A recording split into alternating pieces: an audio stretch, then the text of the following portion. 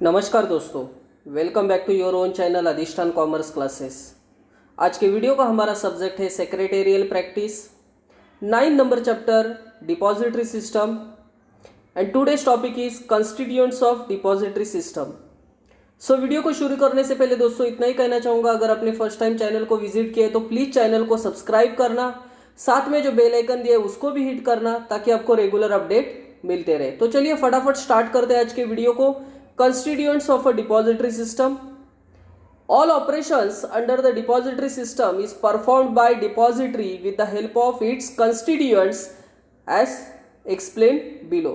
So ये concept को समझने के लिए पहले हम लोग देखेंगे कि आज अगर हम इंडियन शेयर मार्केट में अगर हमें काम करना है तो हम लोग हमारा जो डीमैट अकाउंट जो ओपन करना है तो हम लोग किसके पास जाएंगे डीमैट अकाउंट ओपन करने के लिए। तो डीमैट अकाउंट ओपन करने के लिए हम लोग डीपी के पास डिपॉजिटरी के पास नहीं जा सकते डायरेक्टली, हमें किसके पास जाना पड़ेगा, डिपॉजिटरी पार्टिसिपेंट्स के पास। मतलब डिपॉजिटरी पार्टिसिपेंट्स कौन होते, वो बैंक हो सकता है, फाइनेंशियल इंस्टीट्यूशंस हो सकते हैं, ब्रोकर्स हो सकते हैं। ब्रोकर्स में जैसे आज के तारीख में एंजल ब्रोकिंग है, जीरोदा है, अपस्टॉक्स है, मोतीलाल ओसवाल है, ये सभी डिपॉजिटरी पार्टिसिपेंट्स की तौर पे काम करते हैं। तो अगर मुझे अकाउंट ओपन कराना है डीमैट अकाउंट तो मैं डायरेक्टली डिपॉजिटरी के पास नहीं जा सकता। मतलब हमारे देश में दो डिपॉजिटरी सिस्टम है, that is NSDL and CDSL. NSDL and CDSL.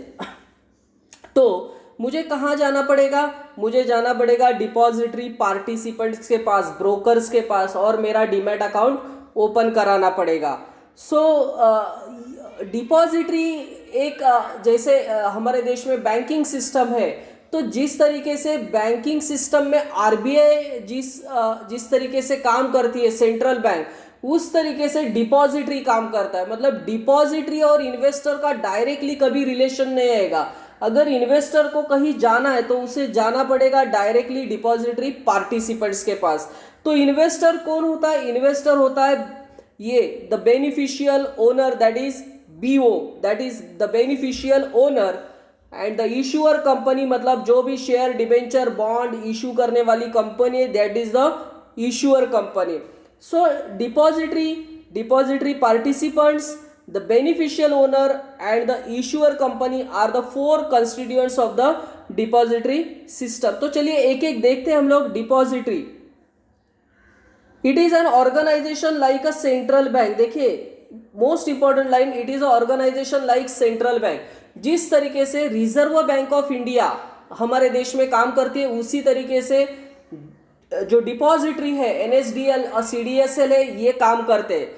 क्या हम डायरेक्टली हमारा अकाउंट ओपन करने के लिए आरबीआई के पास जा सकते हैं, तो नहीं जा सकते। उसी तरीके से सेम अगर हमें शेयर मार्केट में काम करना है तो हम लोग डायरेक्टली डिपॉजिटरी के पास अकाउंट ओपन करने के लिए नहीं जा सकते। It is a organisation like the central bank where securities are held in electronic form. मतलब हमारे जो शेयर डिबेंचर बॉन्ड जो भी सिक्योरिटीज है, ये सिक्योरिटीज होल्डिंग करने का काम जो होता है इलेक्ट्रॉनिक फॉर्म में, ये डिपॉजिटरी करती है। It provide different services related to different transaction in a such security. It provide different services, देखिए यहाँ different services related to different transaction. तो अलग अलग सर्विसेज डिपॉजिटरी की ओर से ट्रांजैक्शन से रिलेटेड, सिक्योरिटी से रिलेटेड प्रोवाइड किया जाता है। It is responsible for safe keeping of investor securities. मतलब इन्वेस्टर की जो भी सिक्योरिटीज है, शेयर डिबेंचर बॉन्ड, ये सेफली डिपॉजिटरी के पास रखे जाते हैं। There is no direct access of investors with a depository. Most important line, there is no direct access. मतलब आज के तारीख में अगर हमें हमारा डीमैट अकाउंट ओपन करना है तो हमें एनएसडीएल या सीडीएसएल के पास जाके फायदा नहीं होगा, हमें हमारे डिपॉजिटरी पार्टिसिपेंट्स के पास जाना चाहिए जो एज अ ब्रोकर काम करते हैं, as a bank, financial institution जो है, इनके पास जाना पड़ेगा। सो कभी भी डिपॉजिटरी और इन्वेस्टर का डायरेक्टली कॉन्टैक्ट नहीं हो पाएगा। It works as a link between the company and investor. So it is a link between तो देखिए ये जो एक लिंक है, ये लिंक है between the company and investor, मतलब कंपनी और इन्वेस्टर के बीच का जो लिंक है वो है डिपॉजिटरी। सो डिपॉजिटरी कौन है ये आपको थोड़ा सा क्लियरली समझा होगा अभी कि depository is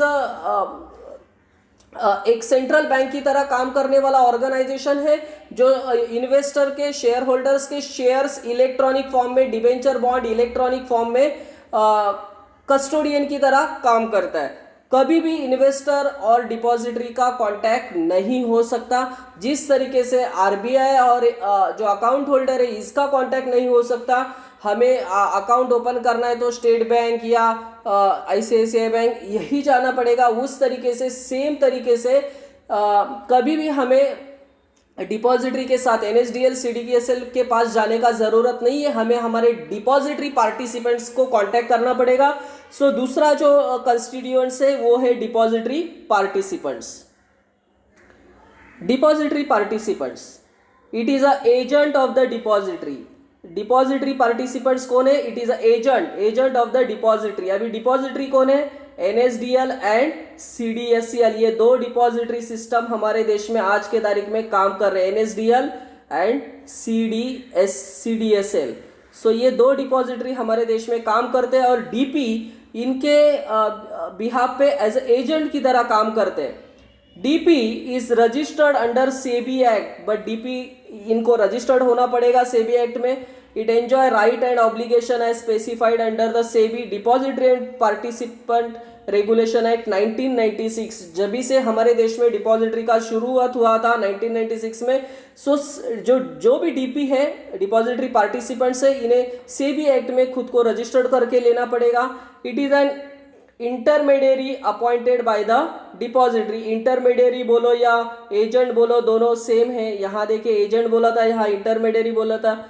DP act as a link between depository and investor. देखिए डीपी जो होता है is a link between the depository and investors, मतलब कभी भी इन्वेस्टर्स और डिपॉजिटरी कांटेक्ट में नहीं आ सकते। अगर इन्वेस्टर को अकाउंट ओपन कराना है, डीमैट अकाउंट ओपन कराना है, तो उनको किसके पास जाना पड़ेगा?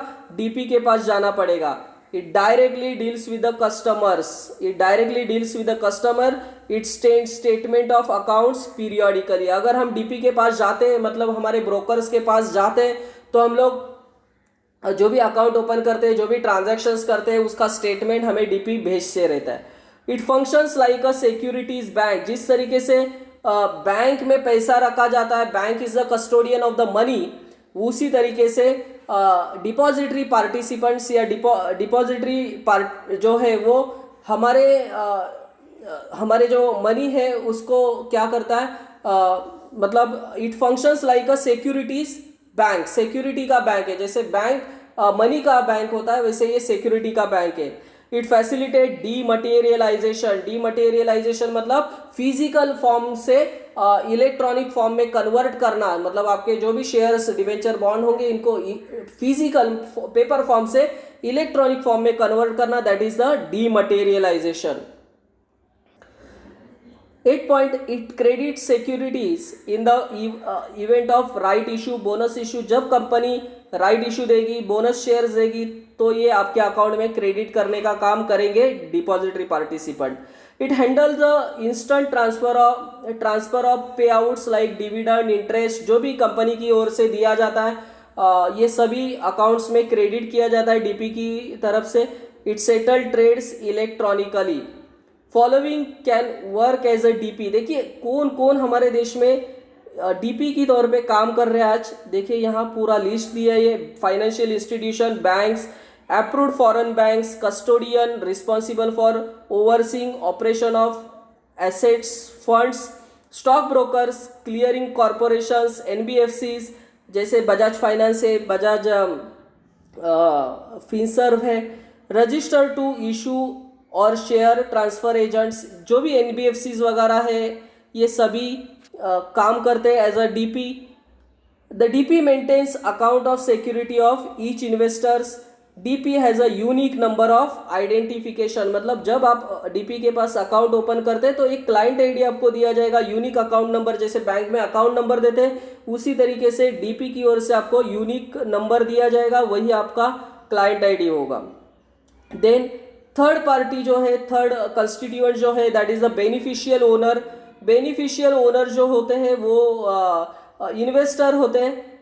The beneficial owner is the investor of securities who has availed the services of the depository participants, मतलब डिपॉजिटरी पार्टिसिपेंट्स इन्वेस्टर को सर्विस प्रोवाइड करता है या इन्वेस्टर्स को सर्विस देना ये डिपॉजिटरी पार्टिसिपेंट का काम होता है। BO means beneficial owner is entitled to all rights, benefits and is subject to all liabilities with respect to securities held by the depository। देखिए, beneficial owner is entitled to all rights benefits, सभी rights benefits उसको मिलेंगे, but liabilities अगर होंगे तो उसको liabilities पे भी करना पड़ेगा, and is subject to all the liability with respect to securities.